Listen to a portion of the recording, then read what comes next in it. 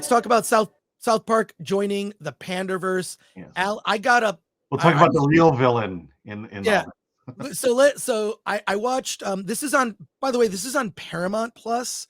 It is considered a special, so it's on a different platform than South Park is normally on, which I believe is Max. Yes. But so this is another one in the series of specials that South Park has done. They did a special on COVID. On the pandemic. They've done these specials that kind of tackle a topic, and South Park joining the Panderverse is very, very simple. Cartman is having these dreams that in another universe, everyone has been race and gender swapped. I watched it late last night. So, Alan, you saw it as well. Yeah, Alan, tell us the basics of it, and I want to hear your opinion before I reveal mine. Yeah. There's quite a bit going on here, not just this, but apparently a hole has been opened in the Panderverse, and characters from the various Panderverses are starting to swap with each other, especially Cartman, who in the background there is the third one from the left, second one from the right, and so Cartman has become a big black woman. And now they switch places and they're trying to figure things out. And they realize that the Panderverse has been opened up because of the actions of one person, Kathleen Kennedy. And and then at the same time, there's other things. The one thing about the episode that struck me was the phrase "I felt seen" it kept coming across in this episode because it started to talk about college and how much of a scam college is, and then how worthless people are because they can't do simple things like fix a door. And, right. So yeah, I mean, we've been asking for a woke movie. I think this is about as close as we're going to get for a while, because this is very anti-woke. In fact, the cafe the restaurant they go to at the end is called City Woke, which is a Chinese restaurant. And the black server talks to one in a Chinese accent. I mean, yeah, I can't tell you how much I enjoyed this episode. Well, I enjoyed it, and then I was a little disappointed, and let me tell you why. A couple things. One, you mentioned that this episode, and first of all, there are great clips. You're going to see a lot of things clipped and posted online about this particular episode. I mean, they're all over Twitter this morning, Twitter or X, whatever. But the problem is that I feel like this didn't really lean into it. It's all a little all over the place because it's sort of kicked off where it's like no one is capable of doing anything these days. Like, simply like, doing some like household fixes, right? And the guys that are doing the household fixes suddenly become billionaires and influencers with like space. I mean, it's so this special addresses many issues at once. And the idea of gender and race swaps is just one of those ideas. It also gets into Disney and Disney stock. Bob Iger in it is hysterical. But this episode kind of wants to have it both ways. It rips on everything woke. It rips on woke culture. It rips on Disney. Like every time we keep making we make the same movie over and over again, but people don't like it now. Like we keep making the same movie, but now people don't like it.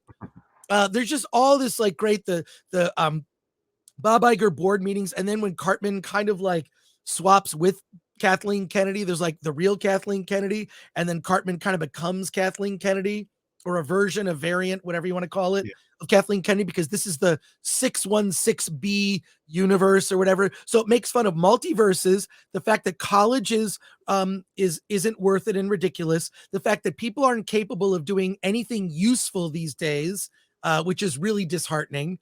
And I would defend that a little bit because I used to work on cars and motorcycles all the time because I had a set of tools, both a set of metric tools, ratchets, and whatnot, so I could fix my British bike, but also other tools so I could change my own oil. The way that they design cars now prevent you from actually being capable of. You need a computer in your car. You need the computer software that you connect to the car that tells you what's wrong with the car so you can fix the car properly. And if I've taken like my car to a Pep Boys instead of the dealer, it'll be slightly off. They can't perfectly do it's it's frustrating how they make products to be obsolete. So they're only good for a couple years and they're not even worth fixing because anyways, and rant. I have a lot of friends that will watch the show and they say, Chris, you might lecture too much on your live streams. But I know, 'cause we're talking about cars now, and right. The problem with this episode is it's kind of all over the map because it's addressing the fact that Americans are incapable of doing basic repairs, right? Those skills have been lost. College is bad. Disney is bad. The gender swap thing, they just kind of mock. But then they want to have it both ways. They mock YouTube channels that make fun of race and gender swaps. Like someone even said, like, isn't this the tradition of South Park? I mean, right? They mock everything. This is a 1 hour episode essentially, and so you have 3 stories going on parallel to each other, and it's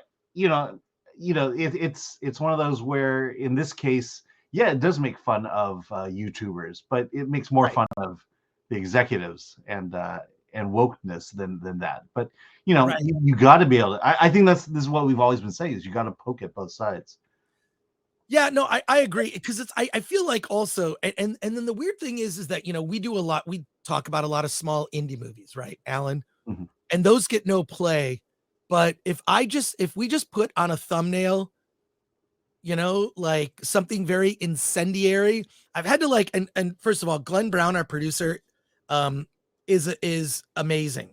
He's amazing. I don't tell him what to put on the thumbnails. He just sort of watches a video and then he'll put something on the thumbnail. And it ends up, sometimes I'll have to say, like, I think that might be a little too far, right? Like, I didn't really mean that. Like, do we have to put that? Like, so I'll have him change out thumbnails generally to tune it down. But like, he's not wrong. Glenn is like, he's trying to get thumbnails. You're trying to get people's attention. You put something on the thumbnail, some text that like grabs your attention, and you'll watch like a 10 or 20-minute video of Alan and I talking about a topic or reviewing a film. So he's not, but that's what the algorithm likes. That's what gets people to click. So, but it does directly at the very end of the show, you see Cartman kind of like sum it up where it's just like, hey, this is not great. This sort of woke stuff isn't great, but also maybe just capitalizing on constantly talking about woke stuff, that may not be so great either, is effectively like the lesson at the end. So he takes a pot shot directly at, people monetizing discussion of these types of topics. So I guess that's in the end, it's a good thing. It's like fine, but I think it's kind of a cop out because I feel like even the criticism of the woke stuff is just so obvious that it's not, it could have been funnier. So I'll just say while I recommend that you see the episode, I was a little disappointed that it wasn't, it should have gone further. Well, it's not going to go Team America. I mean, it should have gone Team America. It's still a TV show. Team America classic. This episode wanted to have it both ways, and I feel like it watered down what they were trying to say. If you really look at it, it watered it down, and I feel like they should have even come harder at Disney. So yeah, I don't know. What do you think? Yeah, I mean, it's South Park, and it is a TV show, and so to go further, I think, it's finally, you finally feel like someone's on your side and saying the things you want to say, because that's the thing that caught me in the first 45 minutes of this was, does Matt and Trey watch our show? Does Matt and Trey watch YouTube? Because they're saying the same things that we've been saying for a very long time. Right. And so there's that feeling of, finally someone's on our side. But then when they come back at us, it's like, all right, well, that's fair enough, and so I don't fault South Park for having done that. We should be able to take the joke.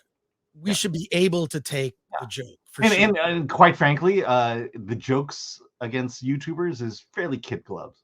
Right. It's a poke. It's a poke, yeah.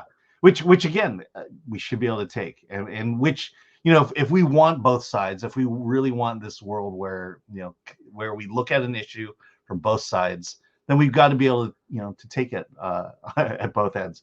And that's not my Dick's review either. That is gonna get clipped. Little note to Glenn. All right, let's go to your comment.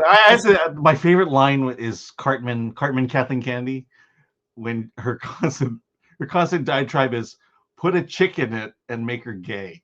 Yeah. Like that's the thing is, like, new Indiana Jones, put a chick in it, make her gay. Like that was like every single. Yeah, and that was about the food that they were eating at City Walk. Yeah. Yeah, I have to admit that was probably the best thing. Put a chick in it, and make her gay. Like that's like when the black server came out with a Chinese accent. I mean, yeah.